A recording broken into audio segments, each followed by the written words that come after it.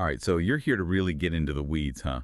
Well, buckle up, because today we're going deep on a pretty fascinating and maybe even a little overlooked moment in the American Revolution. Yeah, we're talking about the Battle of Bound Brook. Exactly, April 13th, 1777.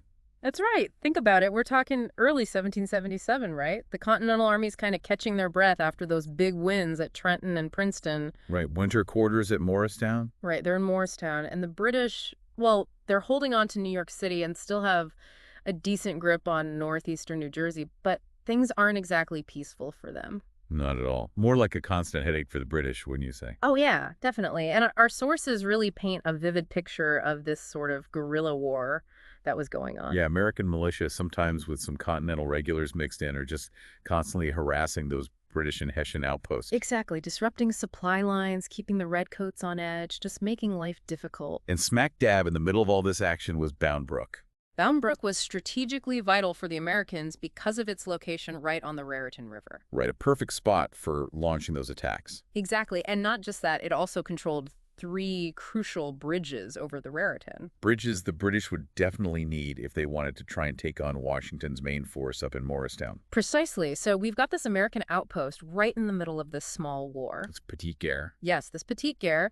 And our mission today, as we dig into the historical accounts, is to really break down what happened on April 13, 1777. Right, like what actually went down during that surprise British attack and where it fits in the overall story of the Revolution. So first things first, we need to figure out who was where and why. The order of battle, right? Exactly. So the Americans had about 1,000 men stationed at Bound Brook initially, all under the command of Major General Benjamin Lincoln. 1,000 men. That's a decent-sized force. It is, but by mid-March, that number had dwindled down to about 500. Wow, that's a big drop. What A happened? swat of it had to do with militia enlistments expiring. So these guys signed up for a specific amount of time and then they're free to go home. Exactly, and that was a constant problem for the Continental Army throughout the war. Makes sense. So who are these 500 guys holding the line? Well, it was a mix of units. We've got the 8th Pennsylvania Regiment, a company from the 4th Continental Artillery. Oh, the artillery. Those guys would have been crucial for the defense. Absolutely. And then there were 2 independent companies from the Wyoming Valley. Now, the Wyoming Valley, that was a bit of a disputed territory, wasn't it? Oh, yeah. Both Pennsylvania and Connecticut claimed it, which adds an interesting wrinkle to these units. For sure. And what about General Lincoln? Was he feeling confident about holding Bound Brook? Well, actually, he was quite worried about their exposed position. And he even wrote to General Washington expressing his concerns. So he knew they were vulnerable. Definitely, he pointed out that other American units were too far away to provide any kind of quick support if they were attacked. I see. So he was well aware of the risks. Oh, yeah. And he even had wagons prepped and ready for a swift exit if things went bad. Smart thinking. So what about the British? Why attack Bound Brook?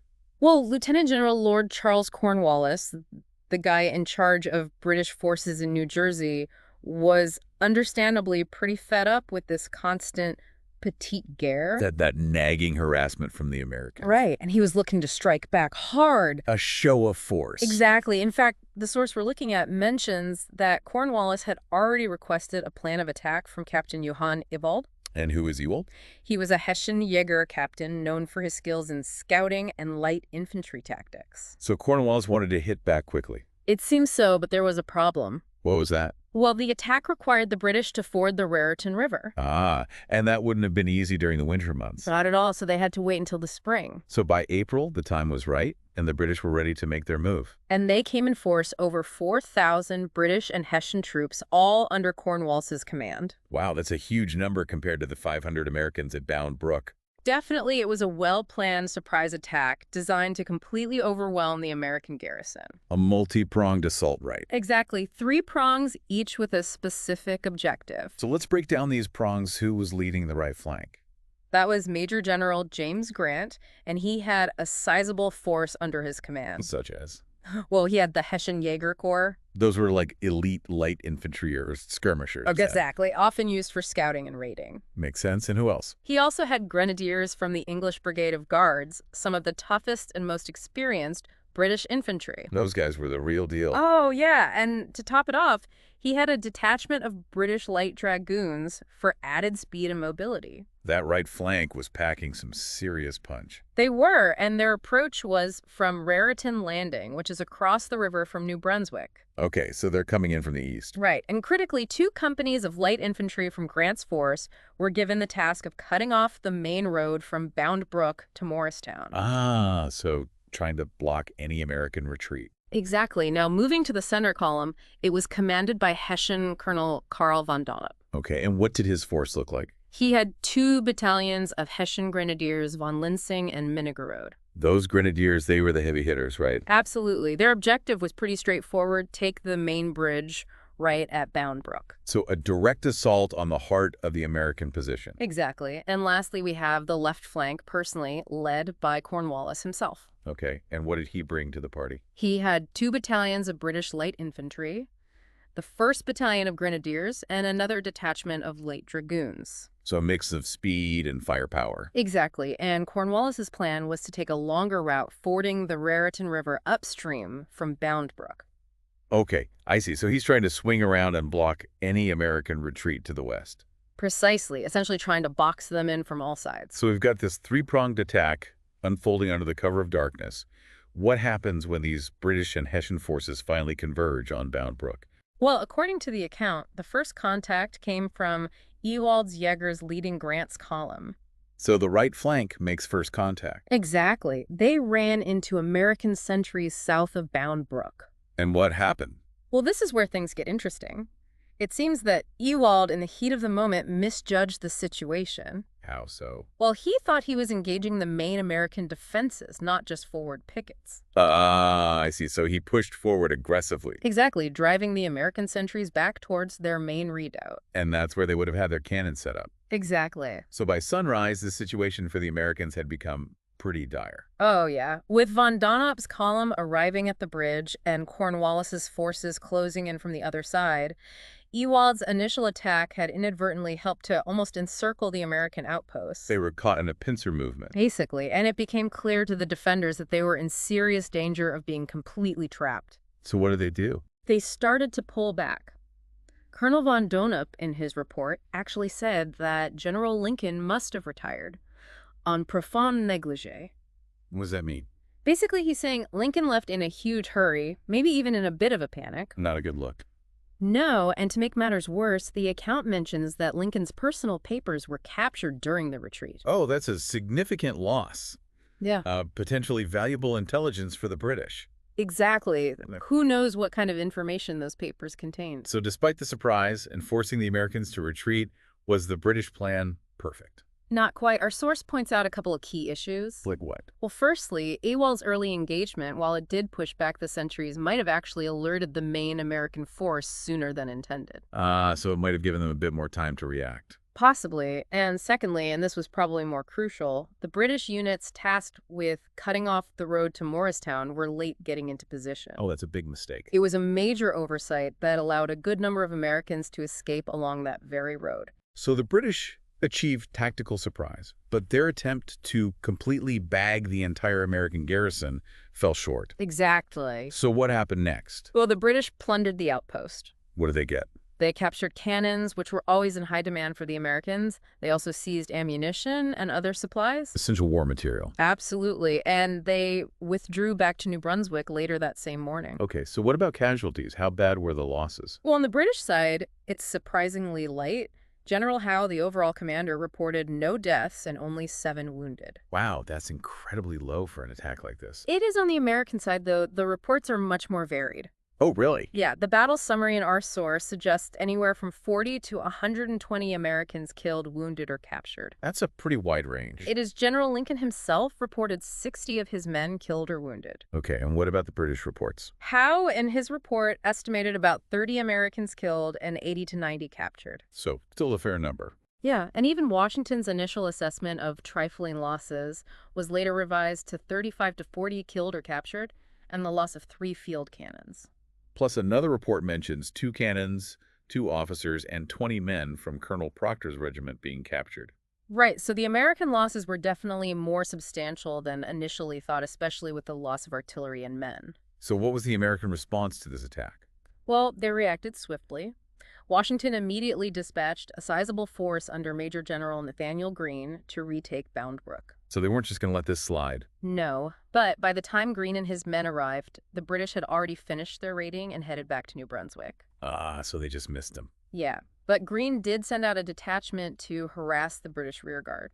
And how did that go? Well, they had a small skirmish near Raritan Landing, resulting in 8 British soldiers killed and 16 captured. Not a huge victory, but I guess every little bit helps. Definitely, it was likely a morale booster for the Americans. For sure.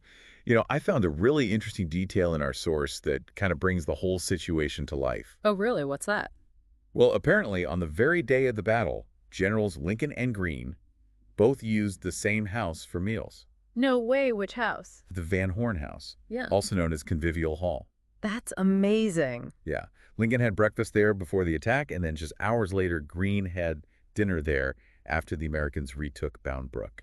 Wow. You can almost imagine the completely different atmospheres in that house on that day. Right, one of anticipation and tension before the battle, and then later one of relief and maybe a bit of somber reflection. Definitely, it really puts things into perspective.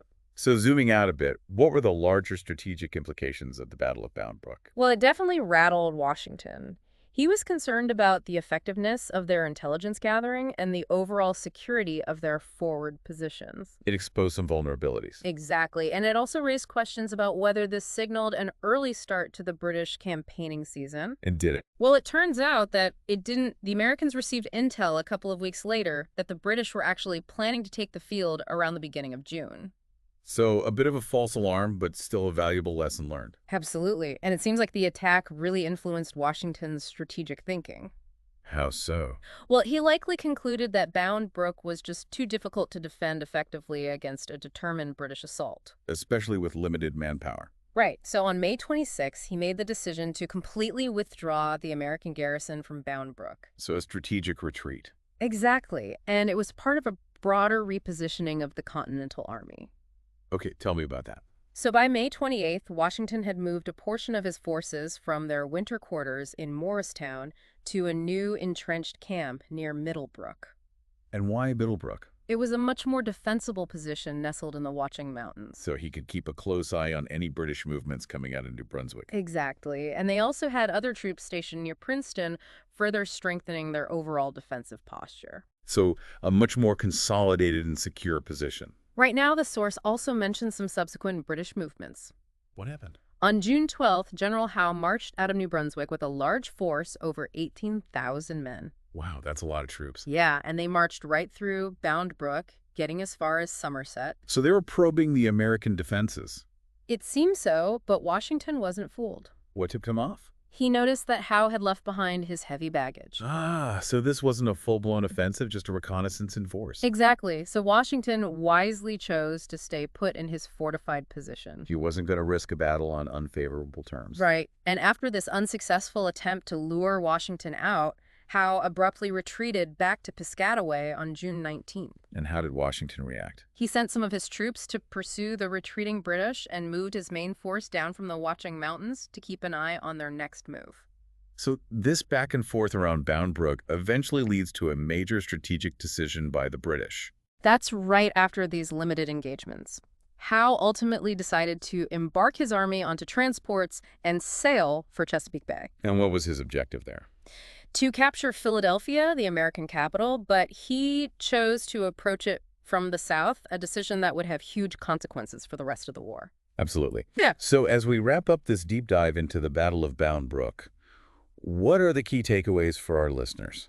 Well, first of all, it was a clear British victory, a surprise attack that inflicted real losses on the Americans. Casualties captured soldiers and vital supplies like cannons and ammunition. Exactly. But it's also important to remember that a good portion of the American garrison did manage to escape, highlighting that the British plan wasn't perfectly executed. Right, and the discrepancies in the casualty reports really show the fog of war, the difficulty in getting accurate information in the middle of a chaotic battle. It's a good reminder that history is often messy, and piecing together these events can be quite challenging. Absolutely, and from a bigger strategic perspective, while the Battle of Bound Brook was a tactical win for the British, it didn't dramatically change the overall course of the war, Right, but it did serve as a wake-up call for Washington. exposing those vulnerabilities in their forward positions. Exactly. And it directly influenced his later strategic decisions, like establishing that more secure camp at Middlebrook. A position that allowed him to better monitor British movements Yeah. and react accordingly. Precisely. And it raises an interesting question for our listeners to consider. What's that? How do these seemingly smaller engagements, with their mix of successes and failures, individual actions and strategic decisions, all contribute to shaping the course of a major historical conflict? It's a great question. It really makes you think about the unpredictable nature of warfare and the complexities of leadership during a revolution. Absolutely. Lots to ponder. Thanks for taking this deep dive with us today. My pleasure. And for our listeners, if you want to delve even deeper into the American Revolution, check out the resources we've linked in the show notes. There's always more to learn. Until next time, keep exploring. And keep asking those tough questions.